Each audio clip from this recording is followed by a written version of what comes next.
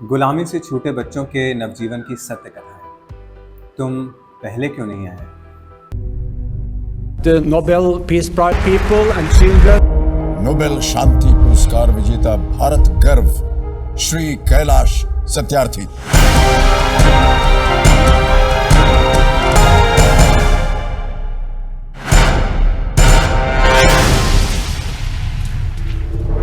कैलाश सत्यार्थी जी की लिखी हुई ये किताब है और उन्हें नोबेल शांति पुरस्कार से भी सम्मानित किया गया है।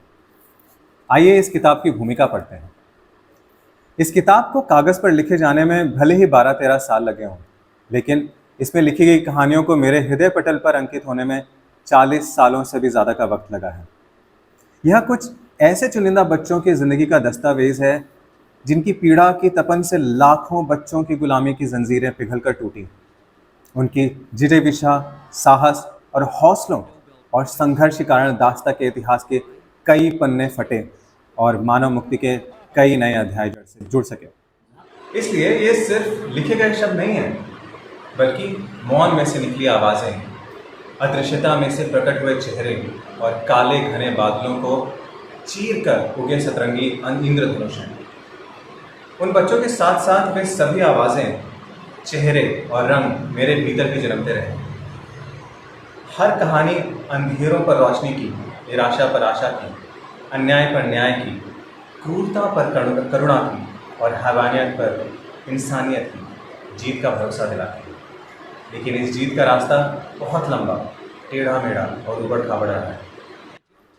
उस पर मिली पीड़ा, आशंका, डर, अविश्वास, अनिश्चितता, खतरों और हमलों के बीच इन कहानियों के नायक और मैं वर्षों तक साथ चले हैं।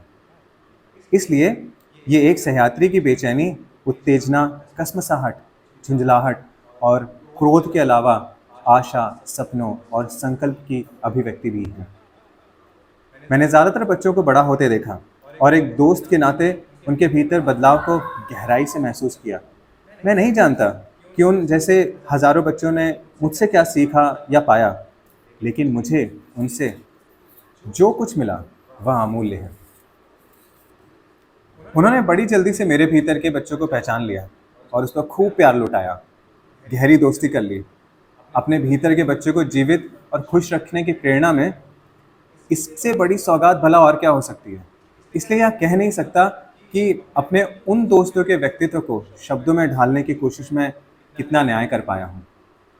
पुस्तक में ऐसी 12 कहानियों को चुनकर लिखा गया है जिनसे बच्चों की दास्ता और उत्पीड़न के अलग अलग प्रकारों और विभिन्न इलाकों तथा काम धंधों में होने वाले शोषण के तौर तरीकों को समझा जा सके।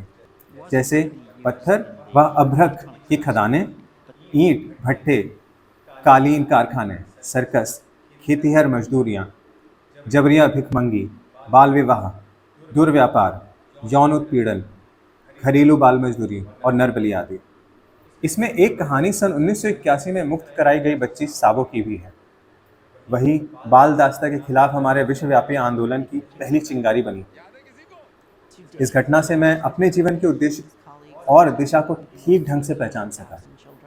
सर्कस में हर दिन होने वाले यौन उत्पीड़न की शिकार एक नेपाली बच्ची भावना को आदमी नामक प्राणी से नफरत हो गई थी। वह उसे देखना तक नहीं चाहती थी।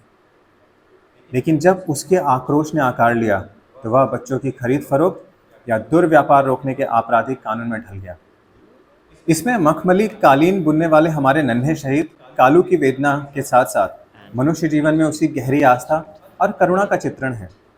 कारखाने का मालिक कालू के जख्मों पर मरहम लगाने के बजाय उसमें माचिस की तीली का बारूद भरकर जला देता है। तो आप यकीन कर सकते हैं कि कितना सदमा होगा उसमें। एक दिन उसी बच्चे ने अमेरिकी राष्ट्रपति की आंखों में आंखें डालकर चुनौती देते हुए पूछा था कि वे उस जैसे 25 करोड़ बाल मजदूरों के लिए क्या कर रहे हैं, बच्चों की बात का क्या असर रहा। उसका जिक्र इसकी किताब में है। पुस्तक का एक पात्र प्रदीप है जिसे घर और गांव में पनौती मान लिया गया था। उसकी बलि चढ़ाने के लिए गर्दन पर तलवार तो चली, लेकिन वह बच्चा बच गया। सदमे, गुमनामी, अंतर्द्वंद्वों, अविश्वास और हीनता जैसे भावों में लड़ते जूझते हुए आज इज्जत के साथ अपने पांव पर खड़ा है। एक बड़े आईएएस अधिकारी के घर 24 घंटे खटने वाला अशरफ को अपने मालिक के बेटे की जूठन का एक घूंट पी लेने की सजा के तौर पर गर्म चिमटे से दाग दिया गया था। मुल्लाओं और अफसरों द्वारा किए गए हजारों रुपयों का लालच, धमकियां ना तो उस बच्चे के भीतर की जाने वाली इच्छा शक्ति को मार सकी और ना ही उसकी बेहद गरीब माँ फूल जहां के स्वाभिमान को झुका पाई। उन माँ बेटों की दृढ़ता और त्याग में से ही भारत में घरेलू बाल मजदूरी पर रोक के कानून का बीज फूटा। इसमें पत्थर खदानों की तीसरी पीढ़ी की गुलाम 8 साल की देवली है।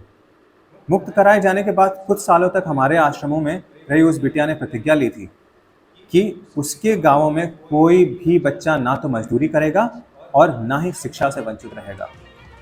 एक दिन उसने संयुक्त राष्ट्र संघ में जाकर के बच्चों की आज़ादी और शिक्षा के लिए दुनिया भर के नेताओं का आह्वान किया, जिसका नतीजा भी वहीं पर निकल आया।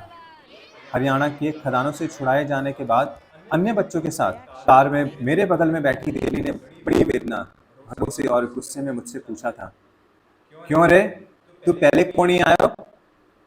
उसका वही सवाल इस पुस्तक का शीर्षक है। ये हरियाणवी में लिखा है, तुम क्यों नहीं आए पहले, या तुम पहले क्यों नहीं आए। हाँ, एक और जरूरी बात, सुमेधा जी के बगैर इन बच्चों की जिंदगियां कभी वैसी नहीं बन सकती थी जैसे कि इन कहानियों में लिखी गई हैं, क्योंकि वे इन सभी की माँ, मार्गदर्शक और सहेली रही। हमारे पुत्र भवन और पुत्री अस्मिता का बचपन इनमें से कई बच्चों के साथ गुजरा है। कहानियों के पात्र को आज़ादी दिलाने, उनकी ठीक से परवरिश करने और उनके भीतर सपना जगाने, पढ़ाने लिखाने और अच्छा इंसान बनाने के लिए प्रेरित करने में कॉमरेड रमाशंकर चौरसिया सहित बचपन बचाओ आंदोलन के नेताओं और अनगिनत साथियों की तपस्या रही है।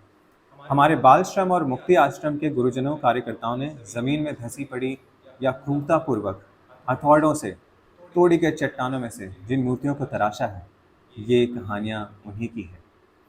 सम्मान और सुरक्षा के ध्यान में रखकर कुछ बच्चों की पहचान छुपाने के लिए उनके नाम जरूर बदल दिए गए हैं, लेकिन मेरी पूरी कोशिश है रही है कि किसी भी घटना या संवाद को ना तो बढ़ा चढ़ा करके पेश किया गया है और ना ही उनमें तनिक से भी कल्पना, अनुमान या बनावट मिलाई जाए।